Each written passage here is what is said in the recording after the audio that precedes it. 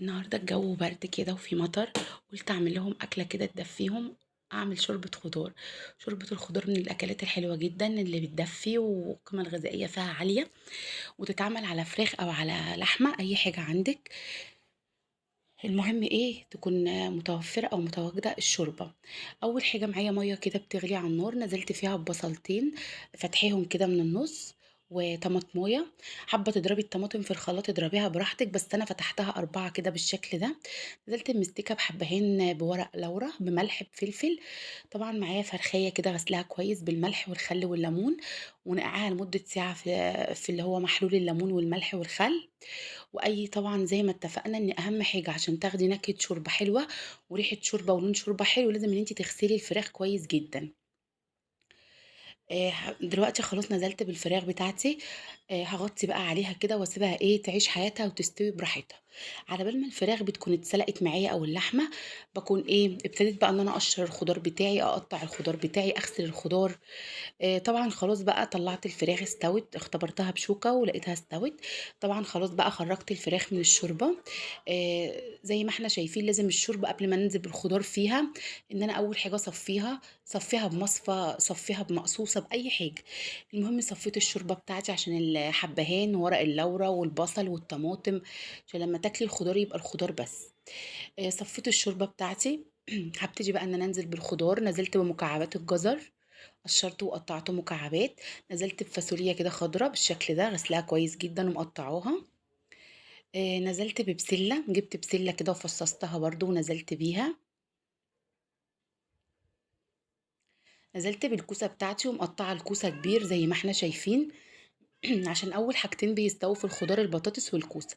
نزلت برضو بالبطاطس ومقطعاها كده مكعبات كبيره، لان ايه بتستوي معايا بسرعه، وبالذات البطاطس الجديده دي طبعا احنا عارفينها واحنا بنقطعها اصلا بتتشق مننا كده.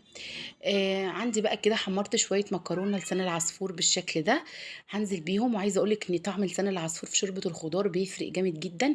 انا بحبها قوي بصراحه بلسان العصفور، جربيها هتعجبك قوي. يبقى دلوقتي كده بقت وجبة. ويعني حطيت خضار، حطيت كوسة، بسلة، جزر، فاصوليا، حطيت نشويات اللي هي المكرونة. الشوربة نفسها فيها بروتين من الفراخ. هبتدي برضو ان انا انزل بالكرفس، طبعا شوربة الخضار معروف ان اساسي فيها الكرفس. غسله كويس جدا ومقطعاه كده، نزلت بالكرفس بتاعي بالشكل ده. وهبتدي اديها تقليبة واظبط الملح بتاعي واغطيها واسيب الخضار يستوي، وهنشوفه مع بعض بعد ما يستوي. بصي بقى شكل الخضار كده بعد ما استوى اعرف ازاي ان الخضار استوى.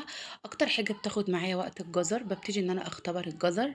بلاقي الجزر استوى خلاص، بشوف ان البسله كرمشت كده معايا يبقى خلاص استوت تمام.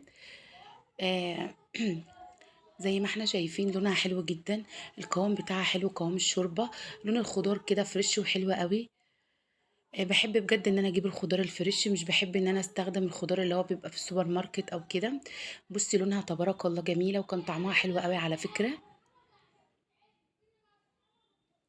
بابتدي بقى إن أنا خلاص بقى أحضّر، والخضار كان بيستوي معايا، كنت باحمّر الفراخ بتاعتي. بُصّي بقى لون الشوربة بسم الله ما شاء الله حلوة أوي بجد، وكان طعمها خطير. آآ هاوريكِ دلوقتي إزاي الجزر استوى معايا، وهنشوف الخضار إزاي استوى كده معايا. بُصّي الجزر كده دايب دوب.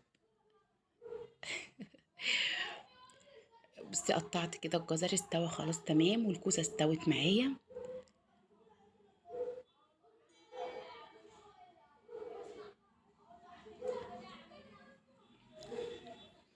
باحبكم في الله أحلى أخوات، ربنا يديمكم نعمة في حياتي. ما تنسونيش بقى في اللايك، ولو مش مشترك في القناة يشرفني جدًا الاشتراك، وتفعيل زر الجرس عشان يوصلك مني كل جديد. حمّرت الفراخ بتاعتي بالشكل ده، واديتها رشة من الملح والفلفل. باحبكم في الله، ربنا يديمكم نعمة في حياتي. باي باي.